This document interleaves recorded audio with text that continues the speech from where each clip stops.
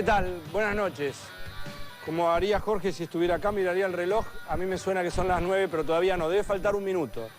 A propósito de Jorge, quiero contarles que no va a venir en toda la semana. Lo hemos empujado entre todos, todo el equipo, como para que se quede finalmente en la casa.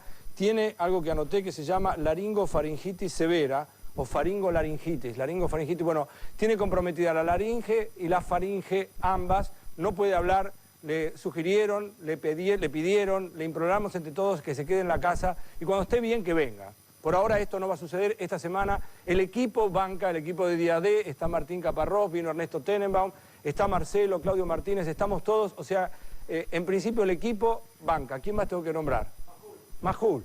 Me falta Majul, está Luis, perdón Luisito, no te había visto. Pero estamos todos, tendría que nombrar un montón de gente. Detalle. Bueno, gracias a todos, estamos entre todos bancando a Jorge. Segunda cosa, antes de la apertura, leo, voy a leer uno de los cables, tengo varios, de DIN, F, TELAM, etcétera, pero en todo caso esencialmente todos dicen lo mismo. Ramón Díaz promovió la acción penal contra mí. El director técnico de River, Ramón Ángel Díaz, querelló por injurias al periodista deportivo Adrián Paenza porque se sintió ofendido por una información brindada en el programa televisivo Día D, según la cual el entrenador de River solicitaba dinero a los jugadores para que estos pudieran actuar en la primera división del club, etcétera, etcétera. Bueno, yo todavía no me he notificado oficialmente de esto. Esto es lo que nos llega a todos, ha llegado la información a través de los cables, la estoy leyendo, me estoy informando de esta manera, no estoy notificado oficialmente. De todas maneras, en el momento que llegue la notificación oficial, yo me voy a presentar ante la justicia inmediatamente, voy a ratificar lo que dije como resultado de la investigación periodística que hemos hecho y que hemos brindado en Día D hace aproximadamente 17, 18 días. Esto lo digo porque hay muchísima gente que me llama, no tengo otra cosa para decir en este momento más que esto, exactamente. Me acabo de enterar, en el momento que me notifique oficialmente me presentaré en el juzgado que corresponda con lo que me pidan. Tercer tema. Y de esto quiero hablar y dentro de un instante Marcelo Sotobiagda va a ser más específico. Esto lo leí el otro día en página 12, creo que fue ayer. Y quiero compartirlo con ustedes para darle un poco de pie a lo que va a hablar Marcelo, que me parece muy importante, no importante nada más. Escuchen estos datos. 744.000 familias, o sea, casi el 9% del total, viven en la indigencia. Lo que significa que, escuchen esto, que no pueden comprar una canasta de alimentos valuada en 70 pesos por adulto por hogar. 70 pesos por adulto por hogar. El 60% de estos hogares tienen hijos menores de 6 años. O sea, son 460.000 familias.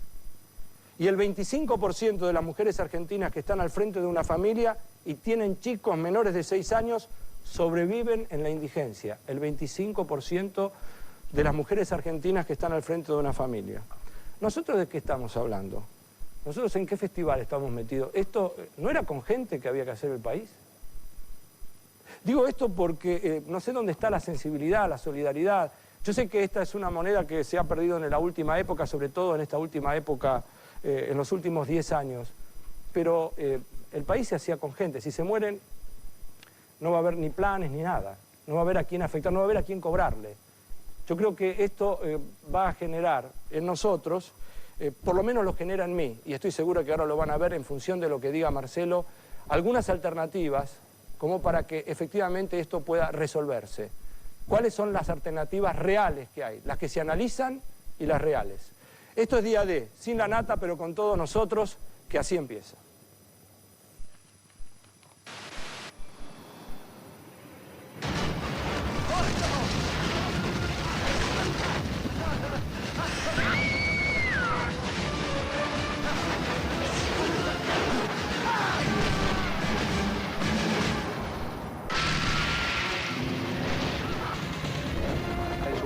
Tenemos que permanecer en el área de emergencia.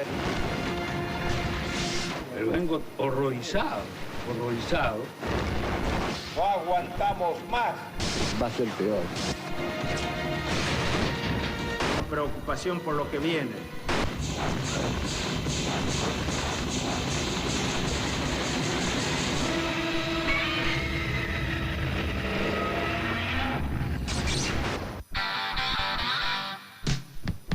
Bueno, Marcelo, este cuadro es patético, así planteado. Vos hablabas recién del país.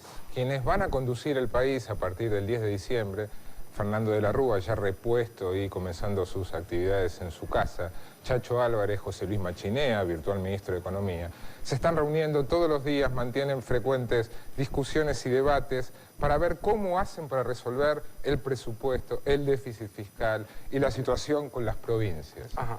Por lo que ha trascendido hasta ahora, uno siempre en estos casos debe dejar una puerta abierta hasta tanto conocer las medidas concretas. Todas las medidas en análisis, la mayoría de ellas, apunta a o cortar gastos que en algunos casos merecen ser cortados, pero que en otros casos afectan a muchísima gente. Y por otra parte, aumentar impuestos, pero aumentar un tipo de impuestos que castiga los bolsillos no de los que más tienen, sino de clase media y clase baja incluso, en algunos casos. Se habla de generalizar el IVA al transporte público, los colectivos, trenes, etc. Se habla de generalizar el IVA a los espectáculos deportivos, para ir a la cancha vas a tener que pagar más. Se habla de bajar el mínimo no imponible en el impuesto a las ganancias, con lo cual gente que ahora no lo está pagando porque cobra poco, lo tendría que empezar a pagar. En fin, se habla de propuestas que no contribuyen demasiado a atenuar o a modificar ese cuadro que vos estabas describiendo. Más vale lo empeoran fuertemente, porque ¿quién usa transporte público? Bueno. La gente que tiene un poder adquisitivo de medio para arriba no va ni en tren ni en colectivo. Es más, hace poco tiempo estábamos con Víctor Hugo en la casa y había un diario que decía que al día siguiente, creo que era el Diario Popular, y decía, mañana hay paro de trenes. Y Víctor Hugo me hizo una observación bárbara, me dijo, vos fíjate lo que pasa. No estaba enterado que había paro de trenes. Y yo tampoco. O sea, había un paro de trenes y hay un grupo de la población que está fuera porque no usa los trenes, que es un grupo muy privilegiado, quizás. En cambio, hay un montón de gente que necesita de ese transporte y era una noticia importante, era una noticia de tapa para el Diario Popular. Por supuesto. ¿Es posible otra cosa de esto que aparentemente está en preparación? Y sí, es posible otra cosa. Tuve acceso a un trabajo que se llama Shock Redistributivo y Profundización Democrática. Es un trabajo programático con medidas concretas, elaborado por la gente del CTA, que es la CTA, la Central de Trabajadores Argentinos, que lidera, que comanda Víctor de Llenaro, uno de esos gremialistas que no anda ni en auto importado, ni juega al golf, ni vive en countries o cosas por el estilo. Está preocupado por la gente, en serio. Sí, este trabajo va a ser uno de los ejes de discusión de unas jornadas muy relevantes que van a tener lugar a partir de este viernes, pasado mañana, en el Colegio Nacional Buenos Aires, y que van a ser inauguradas, para tener una idea de la magnitud del evento, nada menos que por Luis Ignacio Lula da Silva, el líder del PT brasileño.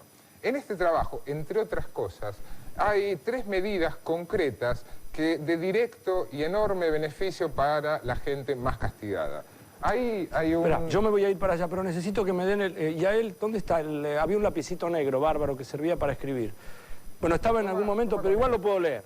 Dale. La primera medida, seguro de empleo. Esto es una asignación de 380 pesos para todos los jefes de hogar que están desocupados.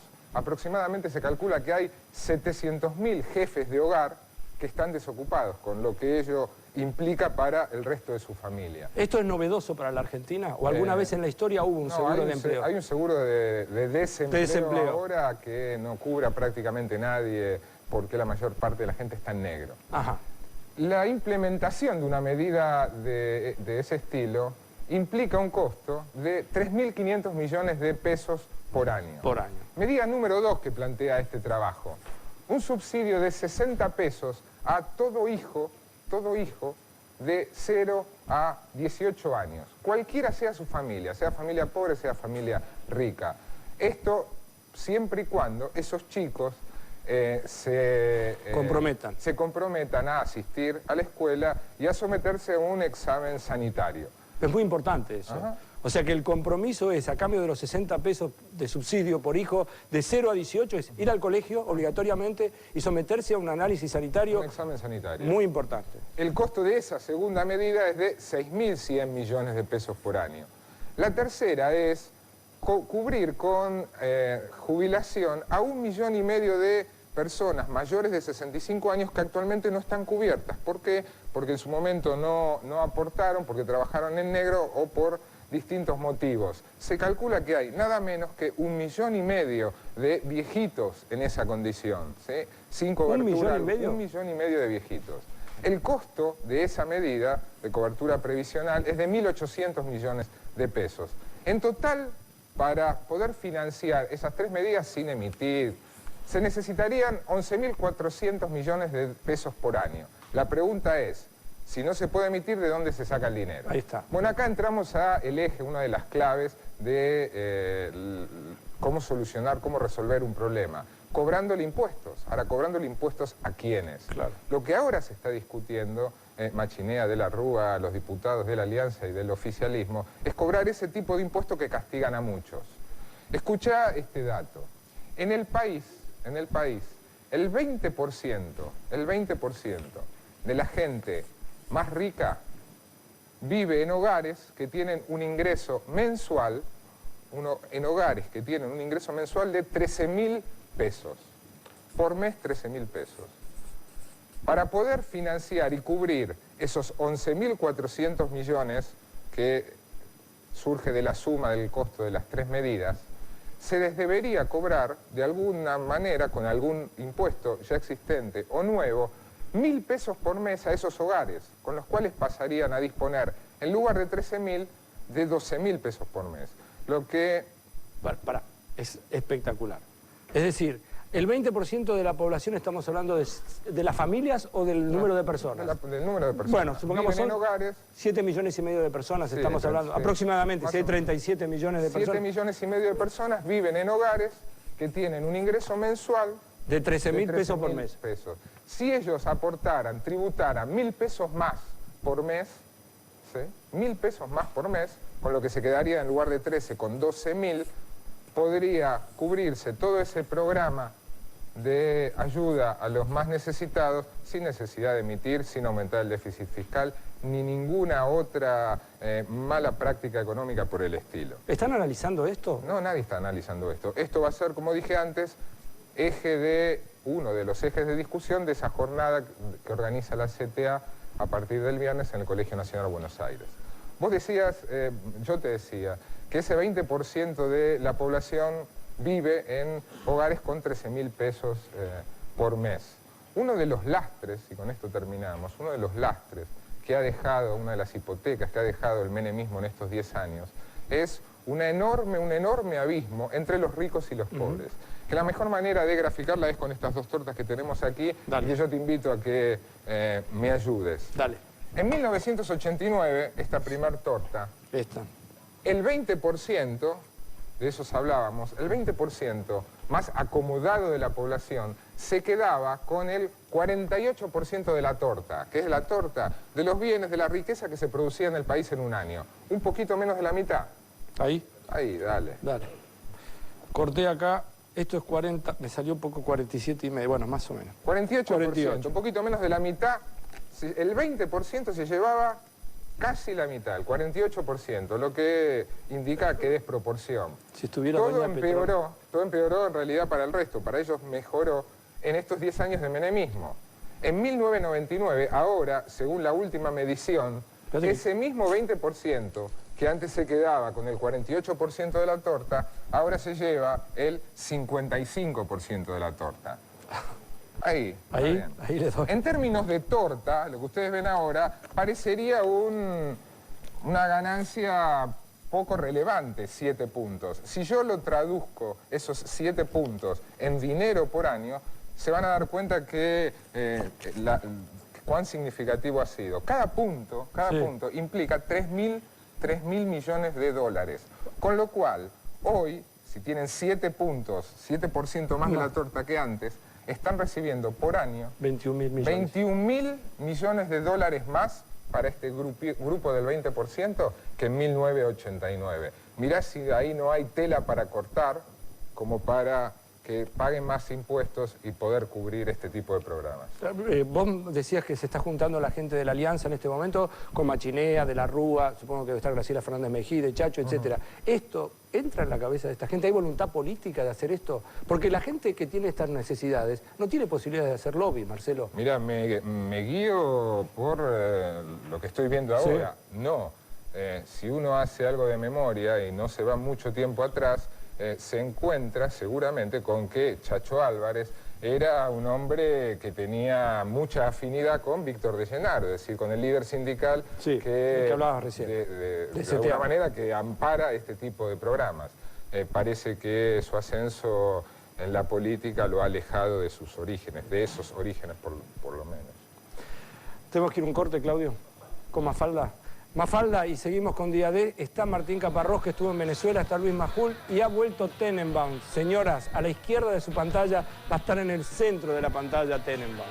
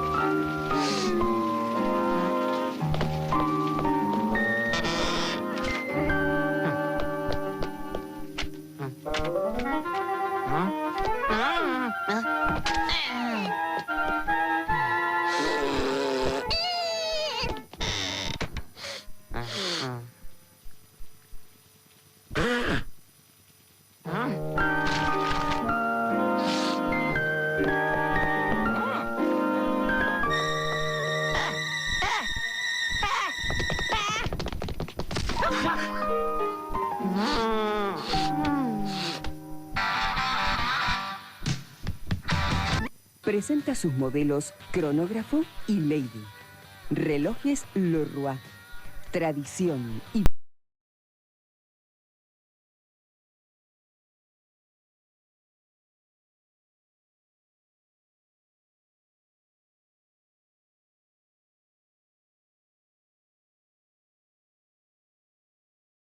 Yo estuve en un lugar que se llama Palo Alto, es en California, muy cerquita, pegado a la Universidad de Stanford, donde había un congreso internacional de periodistas de investigación, entre los cuales había, qué sé yo, estaba Gustavo Gorriti, el periodista que echaron de Perú por informar contra Fujimori. Estaba, por ejemplo, Fernando Rodríguez, fue el periodista que destapó el caso de escuchas telefónicas sobre el presidente Enrique Cardoso respecto a la privatización de los teléfonos en el Brasil. Bueno, había periodistas, estaba el único periodista que entrevistó a Pol Pot, el dictador camboyano, en los últimos 20 años, con la intención de hacer una red internacional de periodistas de investigación para intercambiar datos y financiar algunas investigaciones particulares que se puedan realizar al mismo tiempo en varios países. Es una experiencia, como vos decís, muy interesante. Muy interesante. ¿Vos sos psicólogo? Yo soy psicólogo, sí. Porque me preguntaba la gente, las mujeres me preguntan, ¿es psicólogo? Tiene sonrisa de psicólogo. ¿Cómo? ¿Está en autotratamiento? No, son muy malos porque no valoran efectivamente ni la sonrisa ni tu capacidad de investigación, no lo valoran.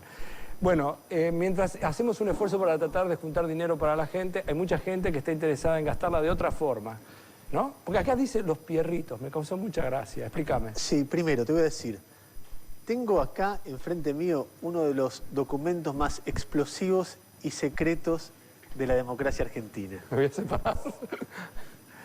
A la mierda, ahora justificate. Bueno, esto que acabo de decir en parte es una ironía porque debería ser material de acceso por lo menos vía internet, o quien quisiera tenerlo debería poder acceder a él con total libertad. Pero la clase política de casi todos los partidos políticos lo ha transformado en un material absolutamente secreto, con lo cual le da una jerarquía que cuando uno se entera de esto, dice, miren qué primicia que conseguí. ¿De qué se trata esto? Se trata de incorporaciones a la Cámara de Diputados. En los diarios de hoy aparece que el gobernador electo de la provincia de Buenos Aires, Carlos Rucauf, contrató en el Senado de la Nación a varias personas, hijas de senadores, entre ellos el hijo de Carlos Alberto, el hermano de Carlos Alberto Reutemann. Gente que estaba en carácter temporario, sí, y pasó a carácter interino, permanente. a la planta permanente. Lo mismo pasó en la Cámara de Diputados de la Nación. A nosotros se nos acercó hace más o menos 3 meses temblando una fuente diciéndonos que en los últimos 6 meses en la Cámara de Diputados de la Nación se contrataron 500 personas, que a todas ellas se les obligó a contratar la misma AFJP, que es la FJP Siembra, que además entre ellos hay muchísima gente que pertenecía al aparato que maneja en La Matanza el presidente de la Cámara de Diputados de la Nación, Alberto Pierri, sobre quien vamos a hablar en un minuto. De todas maneras, algunos de los casos, antes de empezar a ver los casos en generales, te los quiero mostrar a vos para que vos se los leas y lo pongas a la derecha de la pantalla para que las señoras puedan observarlo. Designar a partir del día 1 de agosto del 99 la partida principal 1110, personal permanente, personal administrativo y técnico, honorable Cámara de Diputados de la Nación, al señor Eduardo Alzogaray. Eduardo Alzogaray, quien pueda leer el libro Los Alzogaray, que alguna vez escribió Fabián Domán, va a saber que es el hermano menos favorecido de la familia Alzogaray. Tienen 3 hermanos. Paradójicamente, Álvaro Alzogaray tuvo una hija que fue la que más se destacó en la familia, algo que no pasaba en todas las generaciones de los Alzogaray en este país, que es María Julia. Un segundo hijo que en algún momento tuvo cierta fama cuando la UCD era algo importante, que era Alvarito, terriblemente parecido a su padre, digamos, es solamente una forma de parecerse a Álvaro Alzogaray, que es terriblemente.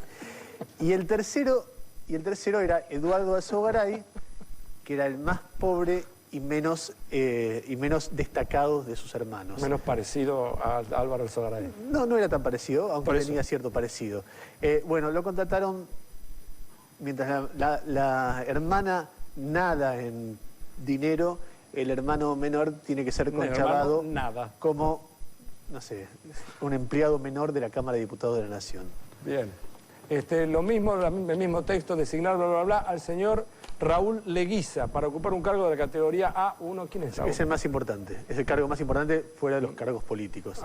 Raúl Leguiza fue director del Mercado Central que queda en La Matanza. No sé si te acordás que el Mercado Central fue el eje de un escándalo que involucró a Alberto Pierri en 1993, cuando hubo una investigación de Hernán López Echagüe sobre el Mercado Central golpeado. Y lo golpearon. En aquel momento se decía que Pierri, a través de sus hombres, manejaba el Mercado Central. Pierri lo negaba. Una de las personas que era director en ese momento era Raúl Leguiza. Raúl Leguiza fue designado por Pierri, ahí como categoría A1, en la Cámara de Diputados de la Nación. Despacito. Dice, dejar sin efecto desde el día 30 de junio del 90. De carácter temporario y pasar a permanente de... Amalia Beatriz Menem, dice acá. Sí, Amalia Beatriz Menem es nada más, por eso es empleada en categoría menor de Congreso, nada más que sobrina segunda. Claro. Es una pariente lejana, pese a lo cual es homónima de Amalia Beatriz Lloma, la ex cuñada presidencial. También empleada de Congreso.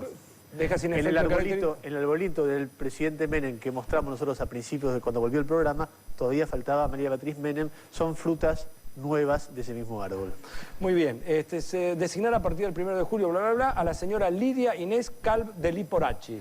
Sí, Lidia Inés Calv de Liporachi es la esposa de uno de los jueces más, obedientes al menemismo, que es el juez federal Liporachi, que entre otras causas tiene la de Alderete en este momento. Es decir, un juez que tiene que investigar a la clase política, porque es juez federal, consigue que su mujer sea nombrada en el Congreso de la Nación. Una pregunta, ¿no hay ningún control de esto? Porque, digo, es la pregunta obvia. Ahora vamos a seguir dando más datos. Pero la pregunta, ¿a nadie le importa esto? ¿No hay control de nadie? Mira, lo más curioso, yo alguna vez lo dije cuando hicimos la cobertura de la Cámara de Diputados de la provincia de Buenos Aires. Sí. Hubo una vez que alguien del Frepaso empezó a investigar en serio el cuerpo del cual formaba parte. Sí. Se trataba de Aníbal Ibarra, que cuando estaba en el Consejo Deliberante porteño empezó a hacer denuncias serias sobre la existencia de ñoquis, por ejemplo, que después derivaron en causas judiciales. Lo curioso que pasa, uno de los temas del Congreso en el que yo acabo de participar es eso, qué pasa en las legislaturas. En la legislatura de todo el mundo, porque en algunas hay transparencia, pero en otras te ocultan todo. Nosotros en la revista que en ese momento se llamaba 21, ahora se llama 22, a fin del año pasado, contamos cómo se gastaba alrededor de Carlos Rucauf en la presidencia del Senado de la Nación, y fue un escándalo. Cuando nos quisieron desmentir, yo dije, bueno, ábrannos todo, déjenos a nosotros evaluar cómo gastan. Lo mismo que decíamos cuando informamos sobre los bienes de políticos, digo, bueno, díganos ustedes cuánto tienen. Y nada, se cerró todo.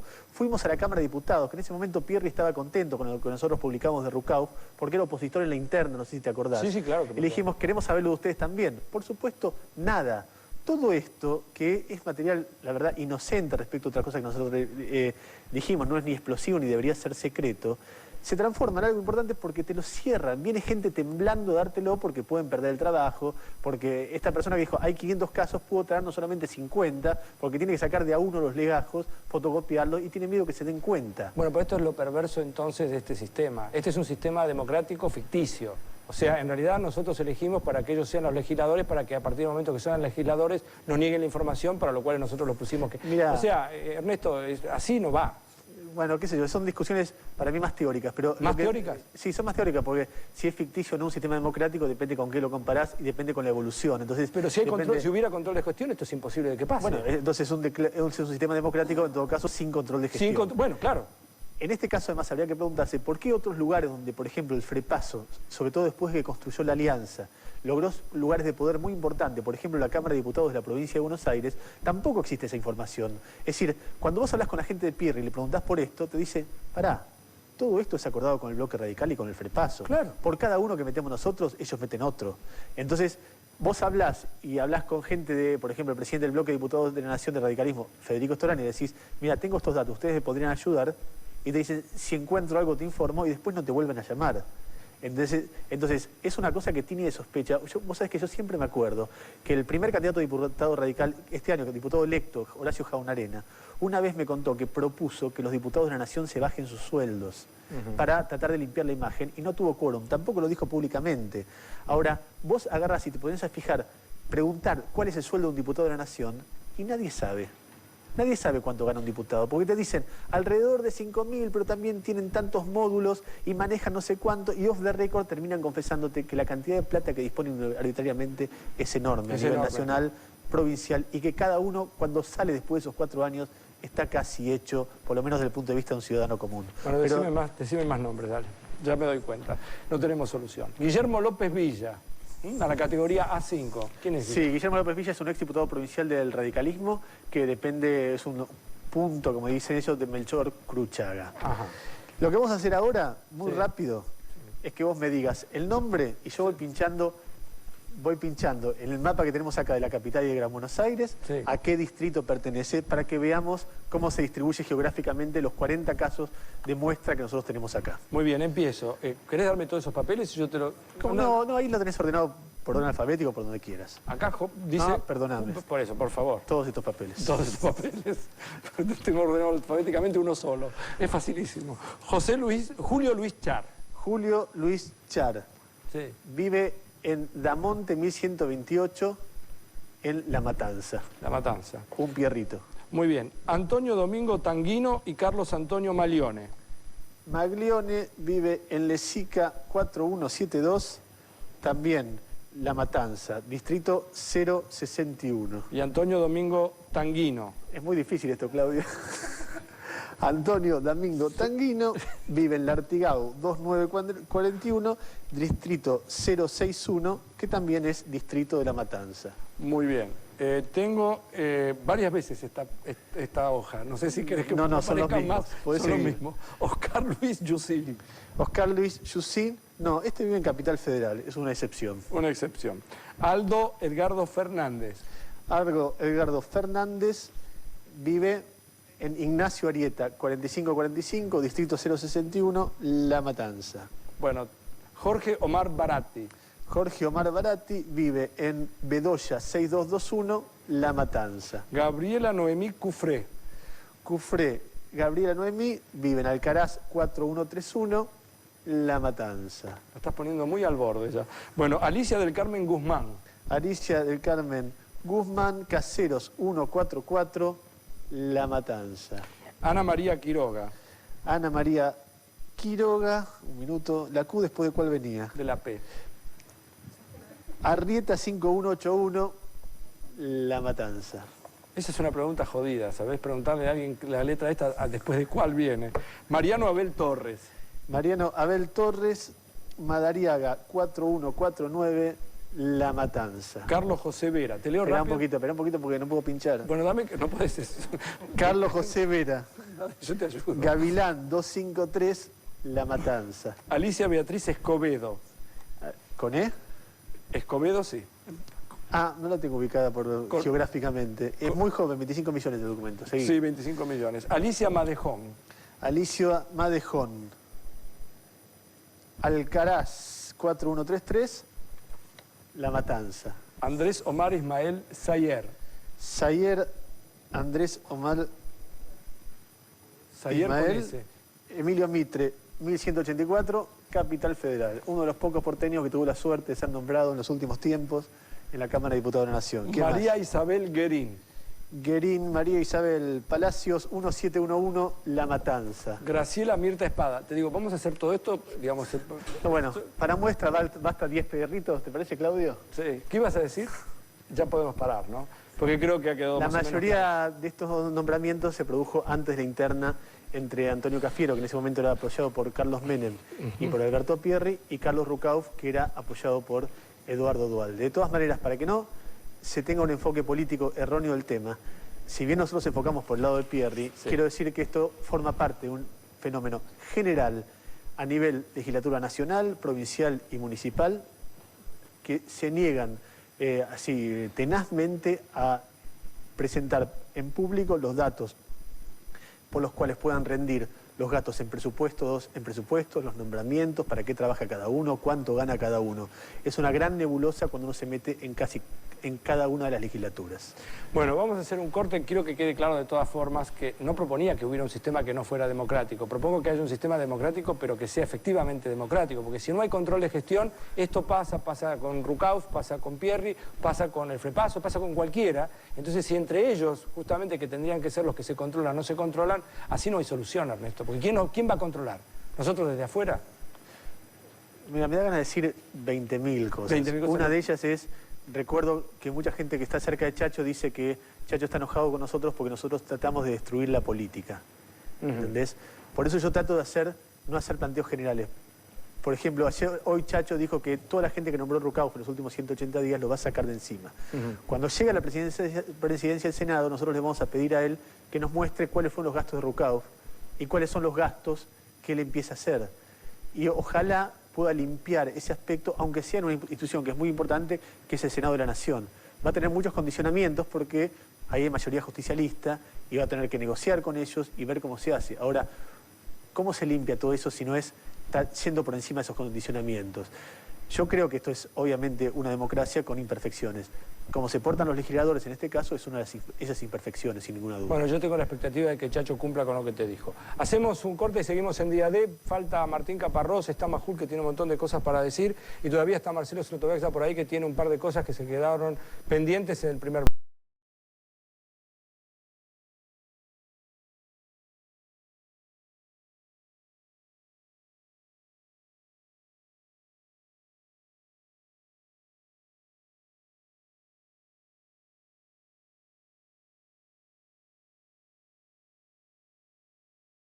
Para vivir más de 110 años. Quizás sea la cebada.